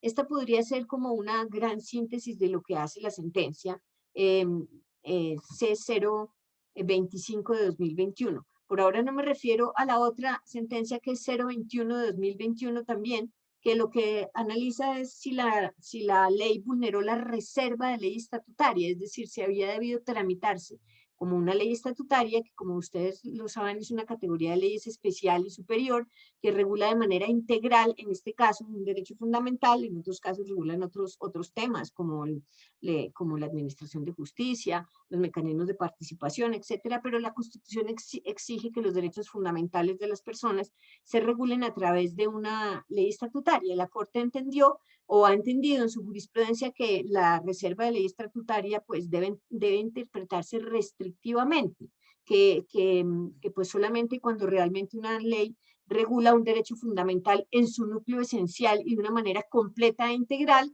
es necesario expedir una ley estatutaria, y concluye que esta ley no regula de manera integral la capacidad de goce y ejercicio de las personas, sino únicamente de las personas en condición de discapacidad, y que además de eso establece garantías para su protección, y que por esa razón no se necesitaba tramitar como una ley estatutaria. Y curiosamente esta demanda fue interpuesta por uno de los demandantes de la otra que figuraban en el otro expediente.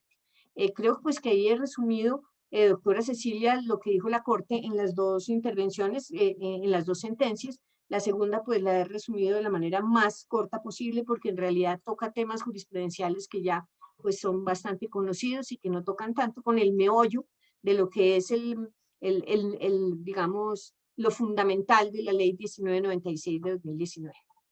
Gracias. Doctora Cristina, mil gracias. Y nos queda claro que hoy no existe la interdicción en Colombia, es decir, no se puede declarar en interdicción a ninguna persona, y que por lo tanto, pues la ley, el eje central de la ley es la toma de decisiones con apoyo si la persona lo requiere, porque si no lo requiere, pues tampoco hay necesidad de ello. Muchísimas gracias de nuevo, doctora Cristina, y le pedimos el favor si se puede quedar unos minuticos más para que al final podamos, porque tenemos una gran cantidad de preguntas, sé que no nos va a alcanzar el tiempo por la importancia del tema, pero sobre todo por la importancia de la intervención de ustedes dos, doctora. Muchísimas gracias. Doctor Quirós. Aquí estoy de nuevo. Bueno, doctor Quirós, usted fue ponente, tal como lo mencionó anteriormente, de la sentencia STC 16392 del 4 de diciembre del 2019, que fue su segunda ponencia, en la que se afirmó que, abro comillas, que la ley prefirió el modelo social a partir de los imperativos constitucionales y legales de protección e inclusión de las personas mayores de edad con discapacidad, según los cuales estas no deben ser tratadas como pacientes, sino como verdaderos ciudadanos y sujetos de derechos que requieren no que se les sustituya o anule en la toma de sus decisiones, sino que se les apoye para ello dando prelación a su autodeterminación, y cierro comillas. Esta oración verdaderamente tiene un concepto muy profundo y un significado que nos ha hecho pensar. Quisiera pedirle el favor, toda vez que quiebra indefectiblemente el sistema de la interdicción y abre paso a un nuevo paradigma, como se ha sostenido por los varios pronunciamientos de las altas cortes. Le quiero pedir el favor que nos ilustre sobre el contenido específico de esta gran sentencia, en aras de que se cambie el foco de atención de la condición clínica o médica a la concepción humana.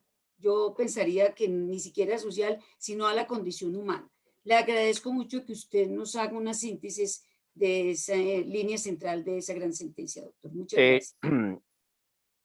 Doctora Cecilia, como esta es una ley que habla de cambio de paradigma, entonces yo trabajo con muchas figuras, ejemplos, parábolas, comparaciones, como para que podamos entenderla y poderla comprender.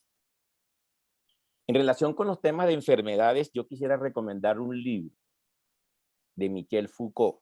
Se llama Enfermedad Mental y Psicología.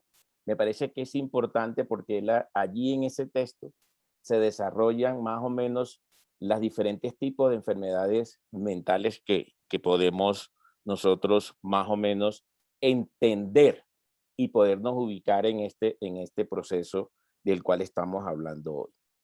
Igualmente yo quisiera recomendar dos textos que me parecen de suma importancia también para comprender esta figura, y es El Quijote de la Mancha, en el cual encontramos un trastorno mental que nos ayuda un poco con el libro de Michel Foucault, y El Conde de Montecristo, especialmente el libro cuarto, el capítulo segundo que habla del testamento, en el cual hay una persona con una discapacidad total, que la única forma de comunicarse es con los ojos, y él tiene un problema, y es que la nieta se le va a casar y tiene un disgusto, y a través de ese disgusto solicita entonces hacer un testamento. Y allí se presenta una controversia en el sentido si es posible que pueda llevar a cabo la celebración del testamento, y llaman al notario respectivo, ¿sí? Y el notario no quisiera hacer el testamento porque la persona no tiene la forma de comunicarse, y es allí cuando le dicen a él, y me parece importante en ese texto en El Conde del Montecristo, y la recomiendo, le dice la nieta, él tiene una forma de comunicarse que son a través de los ojos. Cuando los cierras y cuando los abre, nos está diciendo sí o nos está diciendo no. Y a partir de allí, el notario comienza a comprender la posibilidad de comunicación y arranca la comunicación a través de la vista, entre cerrar, sí, y abrir los ojos para hacer el testamento. La recomiendo, lo dejo como un tráiler para que vayan al título. Y recomiendo dos películas que me parecen de suma importancia, que son Yo Soy Sam, esa película está en Netflix, de una persona con una capacidad de 7 añitos que le quieren quitar a su hija, que ya va creciendo, ya está en 8 añitos y el Estado se la quiere quitar, y a él muestra el cariño frente a su hija y hace toda la lucha para que le dejen a su hija. Y otra película que me parece también que es importante para que la podamos comprender, y es Cuando dos hermanos se encuentran. Y por último, nosotros hace unos 50 años no teníamos la posibilidad de poder tener este cambio de paradigmas con las personas con una discapacidad física que pudieran conducir un vehículo, que iban en su silla de ruedas y pudieran conducir un vehículo. Hoy en día encontramos que una persona con una discapacidad física llega a su vehículo, lo toma, ¿sí? Conduce, llega a un centro comercial, lo ubica en el sitio donde lo pueden colocar las personas que tienen una discapacidad, y nosotros los vemos con una tranquilidad. Yo creo que la ley conlleva a que más adelante, dentro de la política pública que tiene que hacer el Estado a través de la ley 18 del 2013, que es una ley estatutaria, pueda comenzar a hacer esa política para que nosotros podamos comprender la posibilidad de que las personas con discapacidad, teniendo en cuenta la lectura que acabas de hacer de un párrafo de la sentencia a la cual me hacía referencia, nosotros podamos entender y pues esas personas puedan ser incluidas. ¿Cuál es el alcance de ese párrafo que tú leíste? El alcance está en la explicación que viene a continuación de esa misma sentencia, en el cual señala, sí, que en efecto esta ley fijó como sujeto establecer medidas específicas para la garantía del derecho a la capacidad legal plena de las personas con discapacidad mayores de edad y el acceso a los apoyos que puedan requerirse para el ejercicio de la misma. Artículo primero. Bajo el entendido que todas las personas con discapacidad son sujetos de derechos y obligaciones y tienen capacidad legal en igualdad de condiciones y sin distinción alguna e independiente de si usan o no apoyos para la realización de los actos jurídicos, porque no necesariamente necesitan ir a una notaría para hacer apoyo para todo lo que ellas puedan hacer, ¿sí? Porque ellas pueden realizar sus actos, no necesariamente tienen que tener apoyo para todo. Entonces, en eso también hay que tener una distinción muy clara, ¿sí? Resaltando que en ningún caso la existencia de una discapacidad podrá ser motivo para la restricción de la capacidad de ejercicio de una persona. Se destaca, artículo 6. En concordancia con ello, pues se dispuso la derogatoria y modificación de las normas precedentes que restringían la referida capacidad plena de ejercicio de las personas mayores con discapacidad, precepto 57 y 61, ajustándola al cambio de paradigma ahora propuesto por el legislador. Bajo esta novedosa ruta, en el ámbito patrio, entendiendo a la reforma introducida, especialmente la variación hecha al artículo 1504 del Código Civil, la presunción de capacidad, ¿sí?, fijada en el precepto 1513 del Código Civil. Actualmente incluye a los individuos mayores de edad con discapacidad. Último canon que enseña que toda persona es legalmente capaz, excepto aquellas que la ley declara incapaz. Con ocasión de ello surge pertinente recordar, sí, que desde antaño se ha entendido tanto por la jurisprudencia como por la doctrina que la capacidad es la regla general y la incapacidad su excepción, de donde la nueva reglamentación no impone cosa diferente a que en pro de la autodeterminación de dicho sujeto debe presumirse su capacidad de goce y de ejercicio, es decir, que las personas tienen capacidad de goce para ser titular de sus derechos y por supuesto esa capacidad de ejercicio para poder disponer también de esos derechos. Por lo tanto, entonces, sí, nosotros lo que tratamos de establecer entonces en esa sentencia a raíz de de la persona que estaba en una discapacidad que le está pidiendo, sí, a la justicia que él quiere que no sea el papá, que no sea la prima, sino su esposa la que le esté dando los apoyos para tomar determinaciones, ya que el papá y la prima lo estaban suprimiendo en su capacidad porque eran los que habían nombrado como curadores y ejercían la representación, circunstancia muy diferente, como lo explicó la doctora Cristina, con esta ley que pasamos de anular la capacidad de una persona para apoyar a la persona en esa capacidad. Es decir, que ya no existe la representación, sino apoyo en la toma de las determinaciones que ella tiene. Entonces, por ese rumbo, de manera categórica, se eliminó la posibilidad de la interdicción y la inhabilitación de las personas mayores con discapacidad, figuras con las cuales a estas se les restringía en mayor o menor grado el ejercicio de su capacidad legal, prohibiéndole ahora no solo la iniciación de procesos para obtener tales declaraciones, sino la exigencia de sentencia que las disponga para dar inicio a cualquier trámite público o privado. Artículo 53. Sustituyendo aquellas por las que se denominaron ajustes razonables y apoyo, resaltando que los referidos sujetos no solo tienen derecho a realizar actos jurídicos de manera independiente, sino a contar con las modificaciones y adaptaciones necesarias para realizarlos. ¿Sí? Precepto octavo. Así como con apoyo para la realización de los mismos. Voy a hablar de porque eso tenemos que entenderlo. Ajuste razonable. Un ajuste razonable, ¿cuál puede ser? Y voy a colocar un ejemplo pragmático. Por ejemplo, el portero de la notaría, ¿sí? Que muchas veces llega una persona con discapacidad y posiblemente no lo deja ingresar a la notaría, porque parte de la base de que no es un sujeto de derecho, sino que es una persona que es enferma y la detiene. Puede encontrarse esa situación. ¿Qué hay que hacer?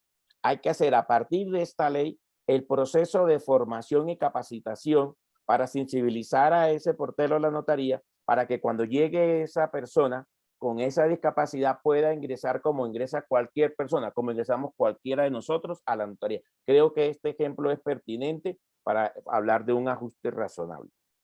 Y siguiendo entonces con el tema de la sentencia a la cual hacía referencia la doctora Cecilia.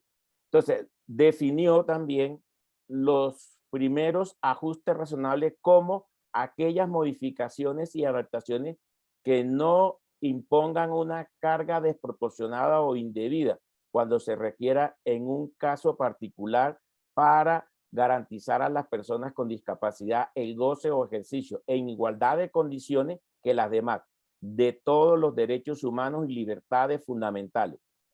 numeral sexto, artículo 3. Mientras los segundos apoyos como tipo de asistencia que se prestan a la persona con discapacidad para facilitar el ejercicio de su capacidad legal. Entonces, miremos en este aspecto porque venimos haciendo muchas referencias. Aquí no se le está colocando una carga desproporcionada por parte de la ley al notario. Aquí lo que se le dice al notario, haga el ajuste razonable en ese aspecto puntual para que la persona que está allí en esa portería, cuando llegue esa persona, no sea objeto de una discriminación y posiblemente que no la pueda dejar ingresar a la notaría. En un proceso de formación de ajuste razonable que no es desproporcionado para usted, señor notario, hace el ajuste y a partir de allí la persona puede ingresar como ingresamos cualquiera de nosotros. Por eso colocaba el ejemplo de la persona que tiene una discapacidad física, que conduce su vehículo, que hoy en día llega a un centro comercial y nosotros podemos mirarlo sin ningún asombro frente a ese sentido. Lo que se busca a largo plazo, a corto y mediano, de que estas personas puedan ser incluidas y nosotros podamos también poderlas mirar como cualquier tipo de diversidad, como nos estamos mirando hoy en esta conferencia virtual. Cuando vamos a un centro comercial que vemos personas bajitas, personas altas, personas gordas, personas delgadas, de ojos verdes, de ojos azules, igualmente tenemos que ver a esas personas con discapacidad en las mismas condiciones.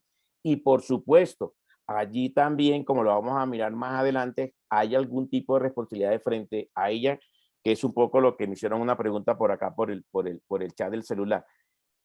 Con esa orientación, la representación de las personas mayores con discapacidad pasa de ser la generalidad a la excepción, exclusivamente contemplada en cabeza de la persona de apoyo. Solo en aquellos casos en donde exista un mandato expreso de la persona titular para efectuar uno o varios actos jurídicos en su nombre y representación, destacando que cuando no haya este mandato expreso y se haya adjudicado apoyo por vía judicial, la persona de apoyo deberá solicitar autorización al juez, ¿sí?, para actuar en representación de la persona titular del acto siempre que se cumpla con los siguientes requisitos. Primero, que el titular del acto se encuentra absolutamente imposibilitado para manifestar su voluntad y preferencia por cualquier medio, modo, formato de comunicación posible. Y segundo, que la persona de apoyo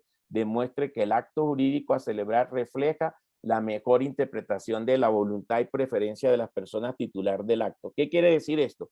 Y para trabajar los ejemplos respectivos y por qué son sujetos de derecho. La ley establece que toda persona es sujeto de derecho, con su capacidad de goce y con su capacidad de ejercicio. En este caso estamos hablando, si existe una imposibilidad de la persona con discapacidad, voy a colocar el ejemplo, una persona que entra en un estado de coma. Hay una película muy hermosa, Un amor inquebrantable, se la recomiendo. Está una persona en estado de coma. Ese es el ejemplo de la película. Una persona en estado de coma, ¿sí?, tiene una imposibilidad de poder manifestar su voluntad y preferencia. En este caso, un tercero puede, en conocimiento de la autoridad judicial, porque no lo puede hacer a través de un notario, dicha situación. Esa persona es demandada porque así lo dice la ley. Ahí la doctora Cristina habló del proceso, es un proceso verbal sumario. La persona es notificada, dirán, pero ¿cómo? Imposible. La persona está en un estado de coma. No tiene la misma ley establece los parámetros o posibilidades de poderlo hacer a través de un curador, a través de un defensor de la Defensoría del Pueblo.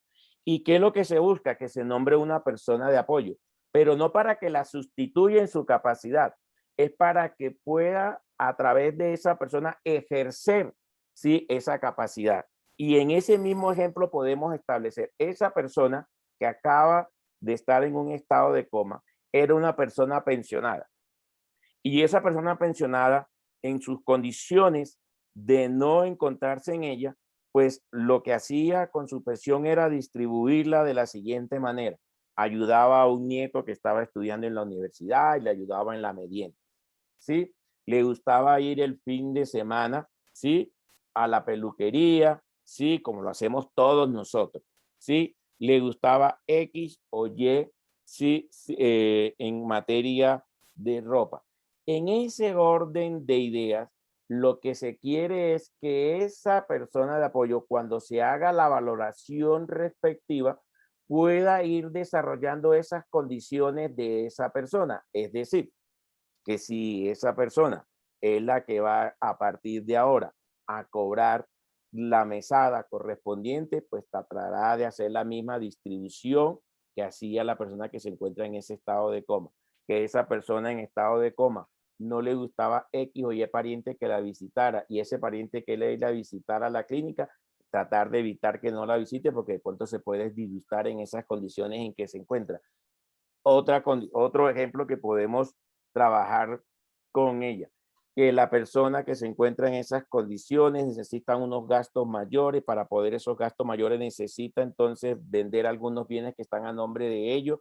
Pues la persona que está sirviendo de apoyo, porque así lo ha señalado la justicia o el juez, pues tendrá que acudir ante el juez respectivo para que el juez autorice la posibilidad de esa venta, con la justificación posiblemente de poder tener para los medicamentos y para poder tener su tratamiento y recuperación respectiva, etcétera, etcétera, etcétera. Entonces, más o menos veníamos desarrollando en la sentencia y exponiendo todas estas circunstancias que tú estás trabajando como ejemplo, y creo que es el alcance que tiene el párrafo que me estaba leyendo la doctora Cecilia. Y continúo.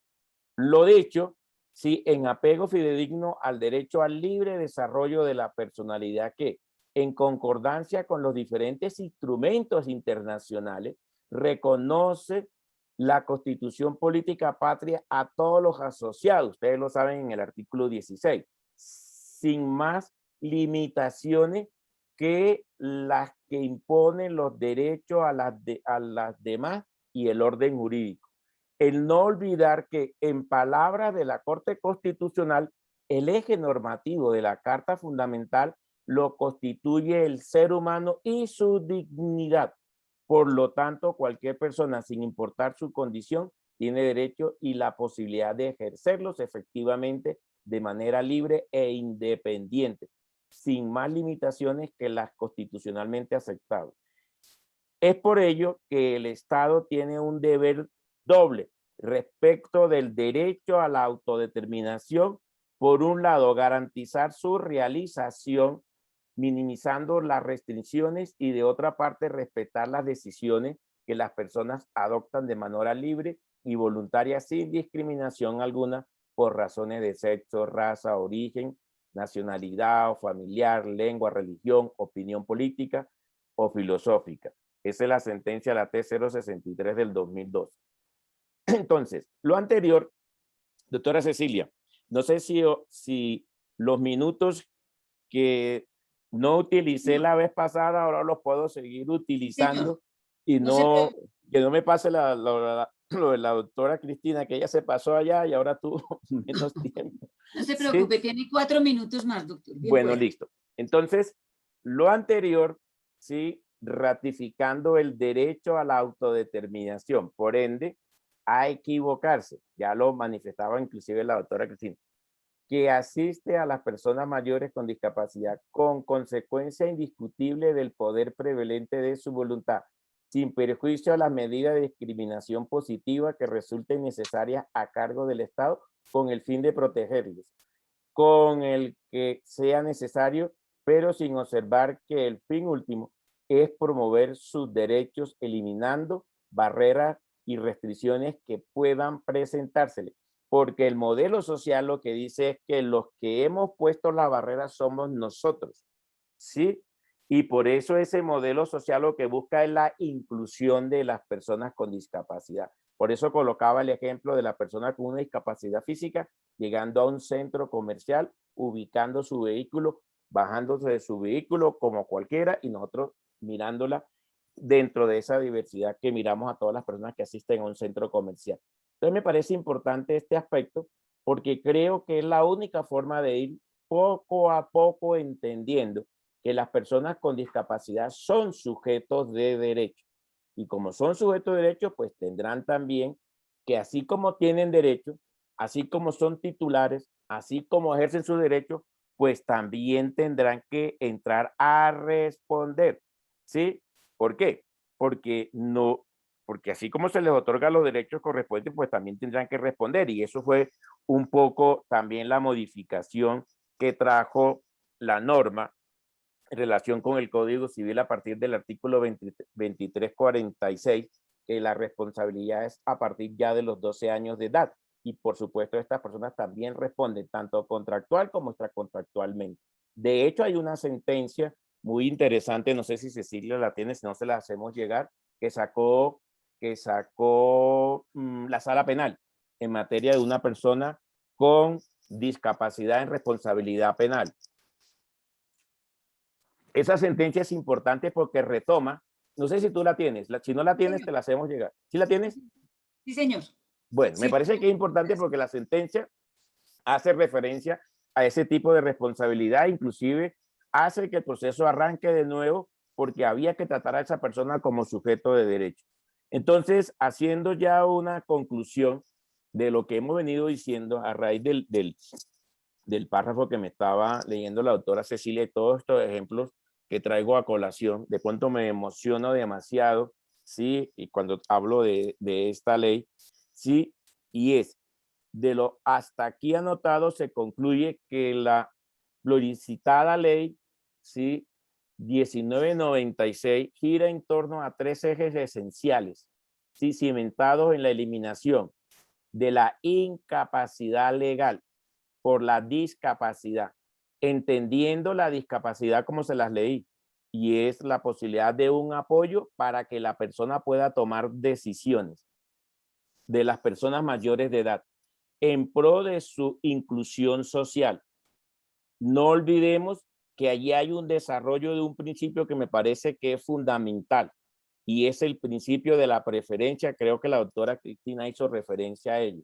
Ese principio de la preferencia, hago el símile, es como el principio del interés superior del niño, que sirve para tomar determinaciones cuando hay derechos en conflicto. Aquí lo mismo sucede. Aquí lo que hay que tener en cuenta es la preferencia de las personas con discapacidad. Inclusive tienen derecho a equivocarse, y así lo señala más o menos el contenido de la ley. Entonces, en ese orden de ideas, en la eliminación de la incapacidad legal por discapacidad de las personas mayores de edad, en pro de una inclusión social, no integración, porque integración era lo que traíamos anteriormente. ¿Y en qué consiste? Voy a colocar un ejemplo. En que cuando hablamos de integración de un niño que tiene discapacidad, buscamos escuelas especiales de discapacidad. Cuando hablamos de un niño con discapacidad en inclusión social, el niño puede ir a una escuela donde van todos los niños normales. Por eso el Estado tiene que hacer una política pública para ese aspecto, porque esa es la diferencia entre integración de lo que había con inclusión social. Y seguimos. El primero consiste en la diferenciación entre capacidad legal y mental. Y el segundo, consecuencia del anterior, la patente supresión de la interdicción y la inhabilitación de dicho sujeto, para ser sustituido por las adecuaciones razonables, que ya hice un ejemplo, y las medidas de apoyo, que no en todos casos necesita apoyo, porque puede que una persona, sí, porque ahí hay una gran confusión, y es que una persona puede necesitar apoyo para una parte patrimonial, como también puede necesitar apoyo para tomar una decisión en materia familiar. Voy a colocar un ejemplo, y todos lo hacemos, En materia familiar, muchas veces uno busca el consejo de la madre o del padre con el objeto de poder decirle, yo quiero casarme, ¿tú qué opinas? ¿Qué piensas? ¿Qué me aconseja frente a este vínculo matrimonial que quiero celebrar con la persona que ya tú conoces, que he traído aquí a la casa? ¿Sí?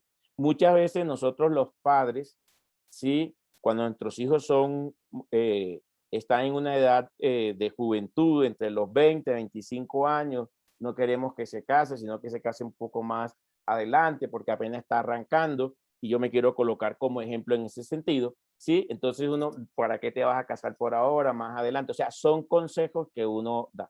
Lo mismo sucede en este sentido con una persona que pueda necesitar apoyo. ¿Cuánto apoyo necesitamos nosotros para realizar cualquier tipo de negocio que a veces no manejamos? Por decir, nosotros a veces no manejamos temas de acciones para comprar en una bolsa. ¿Qué necesitamos? Un apoyo de las personas que sí conocen para ello. Y así sucesivamente es lo que está apuntando esta ley. Y tercero, la representación excepcional de las personas mayores de edad con discapacidad. Quiere decir que pueden ser representadas legalmente como lo somos nosotros, a través de un poder que le otorgamos a un abogado o a un tercero, o el ejemplo que hacía de la tía con los dos sobrinos, ¿sí? En la cual ella decidió que el primer sobrino pues era el que tomaba las decisiones y no el segundo el que le hizo firmar las escrituras públicas para que las representara. Entonces miren ustedes que hay un cambio profundo de la ley en lo que tiene que ver con estos aspectos de las personas con discapacidad. Tenemos que entender que las personas con discapacidad, al igual que todos nosotros, tenemos capacidad de goce, capacidad de ejercicio. Y así como respondemos frente a una serie de actividades que llevamos en el contexto social, pues las personas con discapacidad también tendrán que responder frente a ese sentido. Creo, doctora Cecilia, que era un poco lo que quería que te hablara de esa sentencia que tiene como 46 páginas y que la recomiendo entonces porque creo que es un modelo pedagógico en relación con la explicación de esta ley. Sí, señora, así es. Muchísimas gracias. Yo quiero decirles a todos los vinculados que les agradezco infinitamente el interés.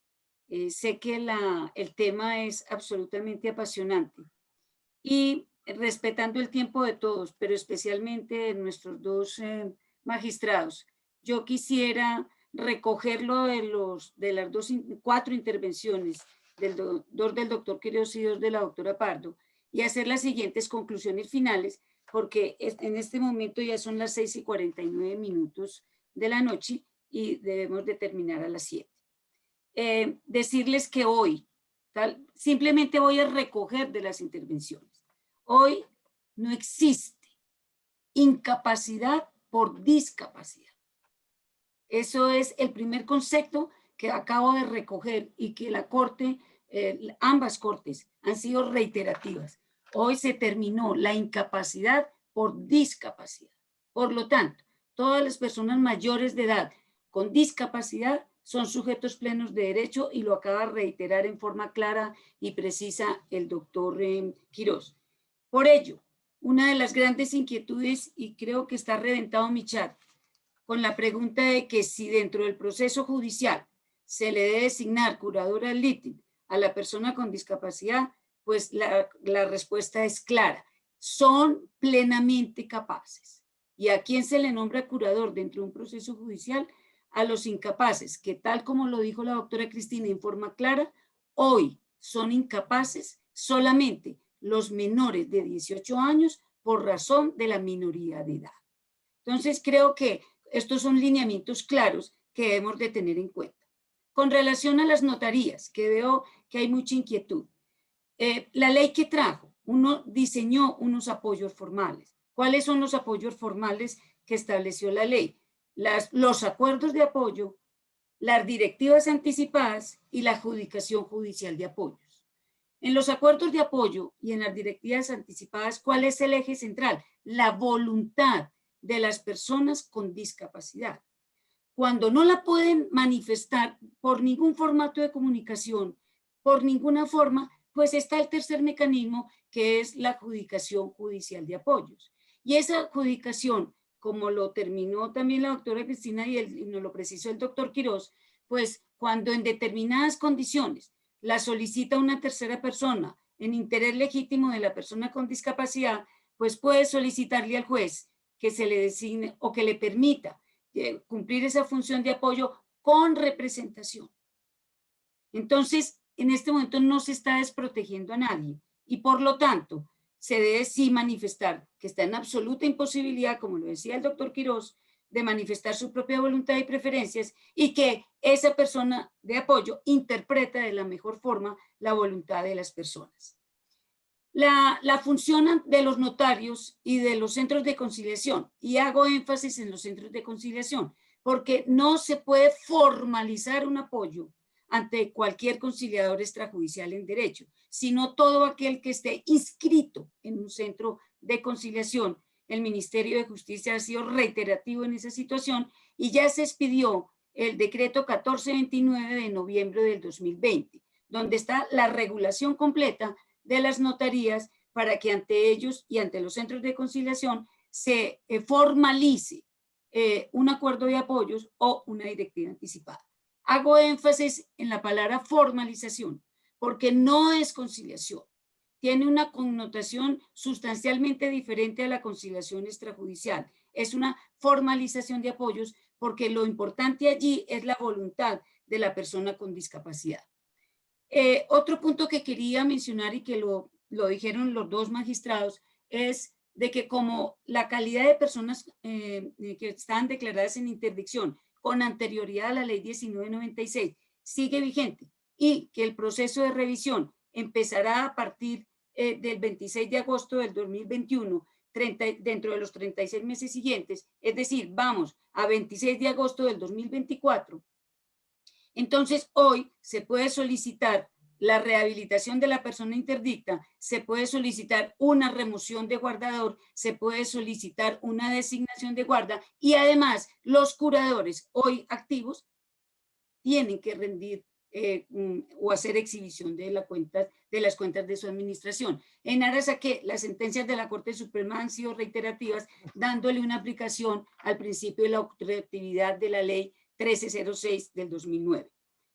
Por lo tanto, pues yo creo que la reglamentación de las notarías y de los centros de conciliación en este momento está clara. Fueron capacitados 2.000 notarios y conciliadores extrajudiciales. Por lo tanto, hoy no podemos hablar de discapacidad mental relativa ni discapacidad mental absoluta. Yo entiendo la inquietud reiterativa del doctor Enríquez. Bienvenido, doctor Enríquez. Como siempre, recibimos grandes aportes de su parte, pero no nos debemos de preocupar. Yo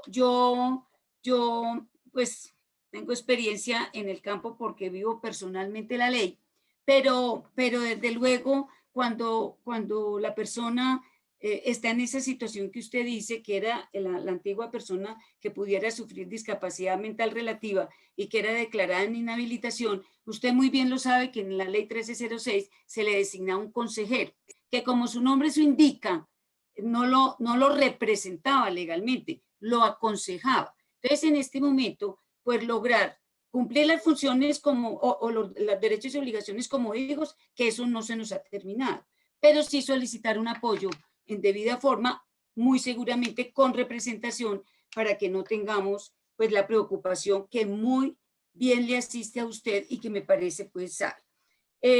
Yo quiero terminar diciéndoles que España acaba de aprobar la ley y tuvo como mucho fundamento la ley peruana y nuestra ley colombiana.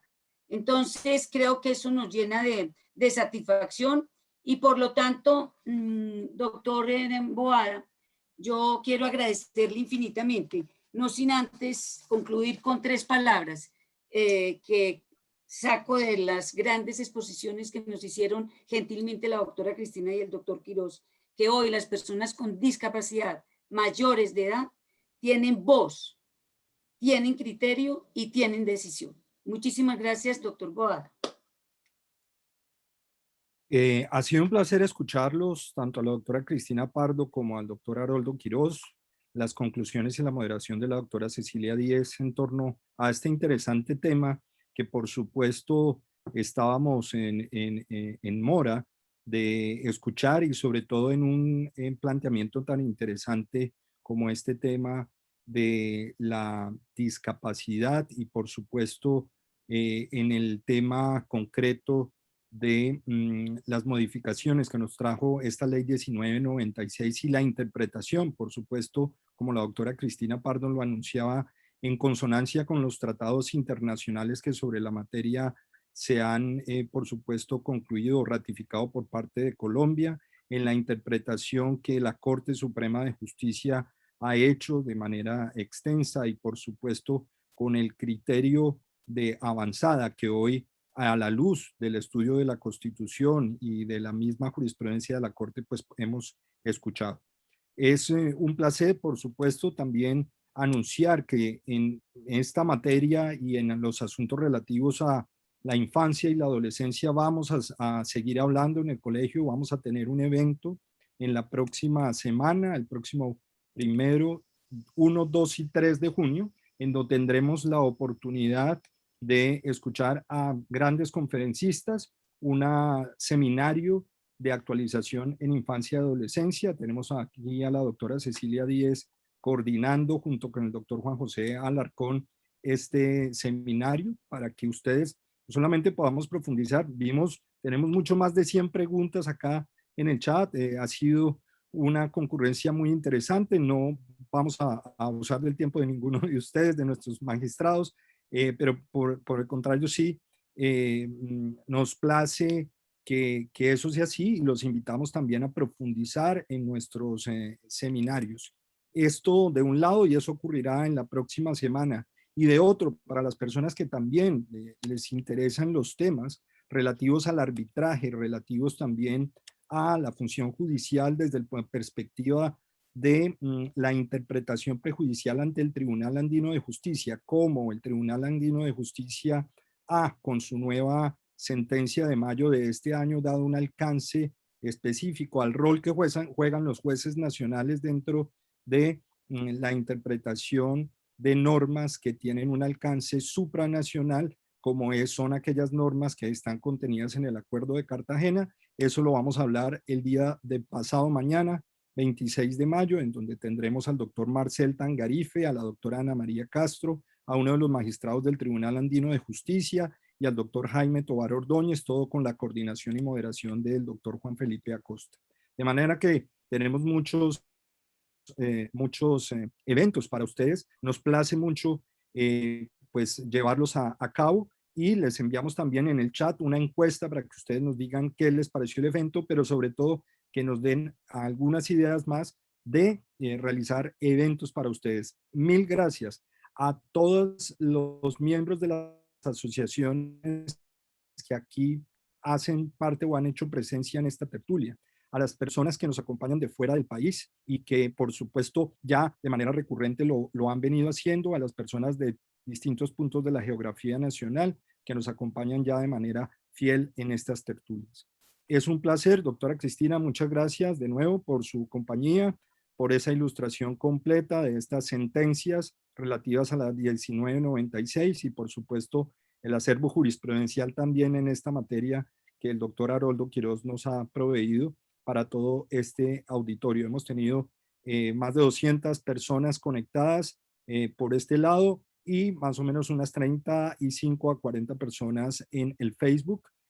Un agradecimiento especial a la Facultad de Jurisprudencia de la Universidad del Rosario, a la especialización en Derecho de Familia, que trae para ustedes conjuntamente con el colegio este tipo de tertulias para, por supuesto, ilustrar a la comunidad jurídica nacional e internacional, que como lo anuncia la doctora Cecilia Díaz, también ve en nosotros y en la jurisprudencia colombiana un referente para el desarrollo no solamente de sus normas, sino de la interpretación de las mismas en sus respectivos países. Así que muchas gracias, les agradecemos su presencia. Los dejamos con la encuesta que van a encontrar, cuyo link van a encontrar en el chat, está allí en el chat, y pueden, por supuesto, ustedes lo ven a las 8 de la noche, a las 7 de la noche en punto. Ustedes encuentran, la doctora Juliana Oliveros envió el link para que no lo envíe. De manera que con esto cerramos. Muchas gracias por su participación, doctora Cristina, doctora Haroldo, doctora Cecilia. Muy buena noche. Hasta luego. Muchas gracias. Muchísimas gracias. Gracias a ustedes, muy amables.